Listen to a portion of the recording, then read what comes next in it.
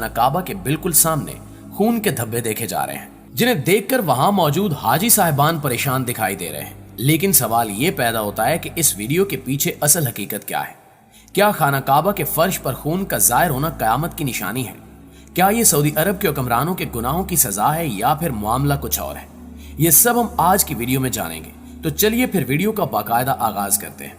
नाज़रीन ग्रामी, मक्का और मदीना दो ऐसे शहर हैं जहां होने वाला एक छोटे से छोटा वाकया भी मिनटों में वायरल हो जाता है।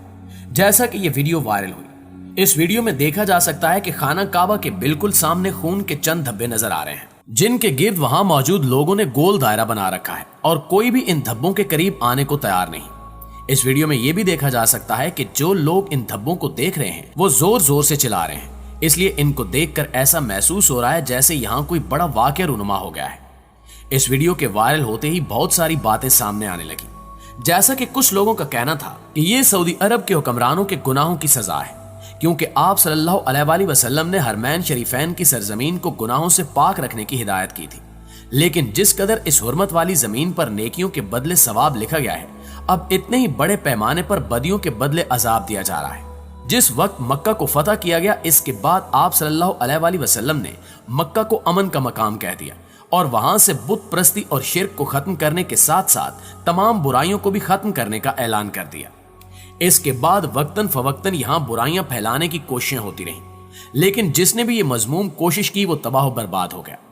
लेकिन अब सूरत हाल ये हो चुकी है कि सऊदी अरब में जिस हुकूमत को हम इस्लामी हुकूमत का दर्जा देते हैं और जिसके परचम पर ला इलाहा इल्लल्लाह का कलमा देखते हैं और परचम को देखने पर मुसलमानों का सीना फैल जाता है, वही हुकूमत आए दिन मुसलमानों को अपना सर नीचे करने पर मजबूर कर रही है।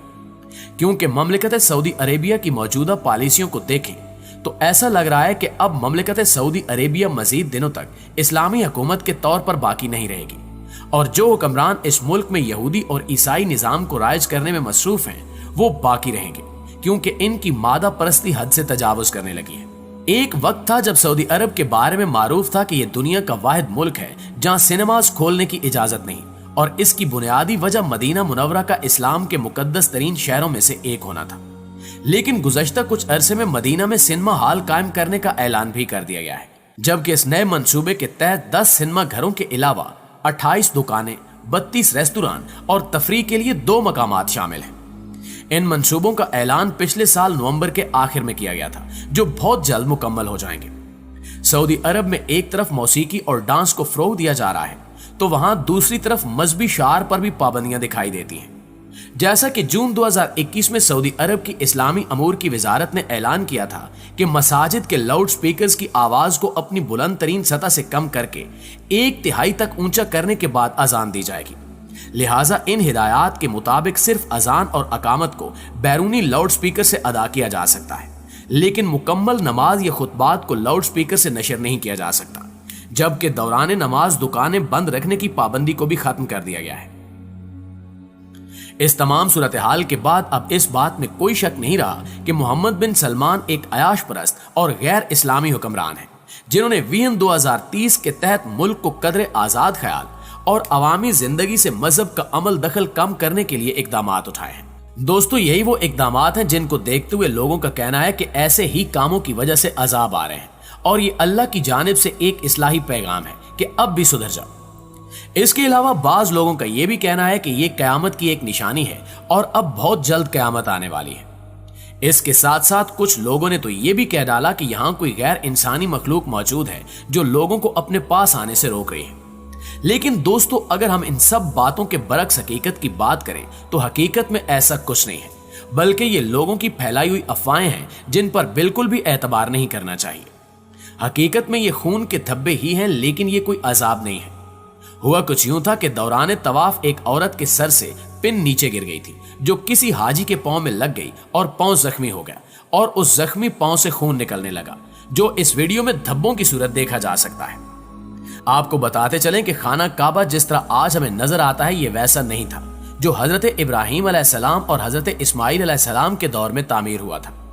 वक्त के साथ पेश आने वाली कुदरती आफात और हादसात की वजह से इसको दोबारा तामीर करने की जरूरत पड़ती रही।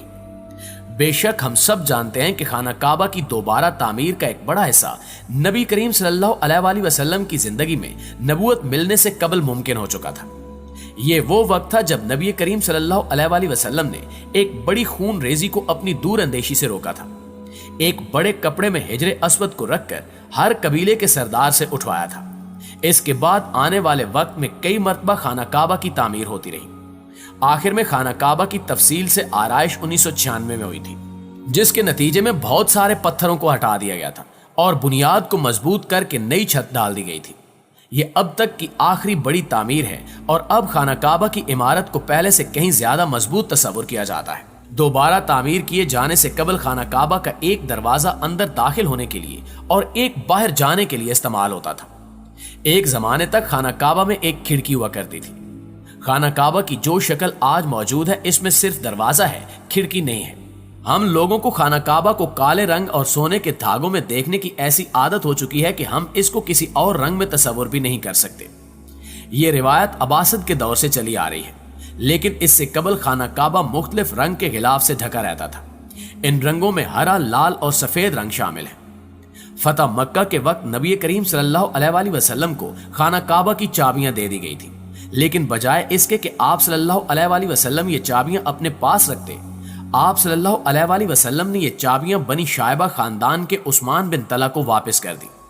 اس وقت سے آج تک وہ ان چابیوں کے روایتی رکھوالے ہیں اور نبی کریم صلی اللہ علیہ وآلہ وسلم کے نادر الفاظ کی روشنی میں یہ چابیاں ہمیشہ ان کے پاس ہی محفوظ رہیں گی۔ اے بنی طلحہ، یہ چابیاں روز قیامت تک تیری تحویل میں رہیں گی، سوائے اس کے کہ زور زبردستی تجھ سے غیر اخلاقی طریقے سے چھین لی جائیں۔ دوستو، یاد رہے کہ پہلے خانہ کعبہ ہفتہ میں 2 مرتبہ عوام کے لیے کھلا ہوتا تھا اور کوئی بھی خانہ کعبہ کے اندر داخل ہو کر عبادت کر سکتا تھا، لیکن موجودہ زمانے میں زائرین کی تعداد زیادہ ہونے اور دوسری وجوہات کی بنا پر خانہ کعبہ کو اب سال میں صرف 2 مرتبہ کھولا جاتا ہے اور اس میں صرف اعلیٰ شخصیات اور خاص مہمان ہی داخل ہو سکتے ہیں۔ خانہ کعبہ کی وادی کے نچلے حصے میں ہونے کی وجہ سے دیگر مسائل میں سے ایک مسئلہ یہ تھا کہ جب بارش ہوا کرتی تھی تو وادی میں سیلاب آ جاتا تھا۔ یہ مکہ جیسے شہر کے لیے کوئی انوکھی بات نہیں تھی، لیکن یہ بات دوسرے مسائل کی وجہ بنتی تھی۔ اس وقت یہاں سیلاب کی روک تھام اور نکاسی آب کا انتظام موجود نہیں تھا۔ بارش کے آخری دنوں میں خانہ کعبہ پانی میں آدھا ڈوبا رہتا تھا۔ کیا اس وجہ سے طواف کعبہ کبھی رکا؟ ہرگز نہیں۔ مسلمانوں نے کعبہ کے ارد گرد تیراکی شروع کر دی تھی۔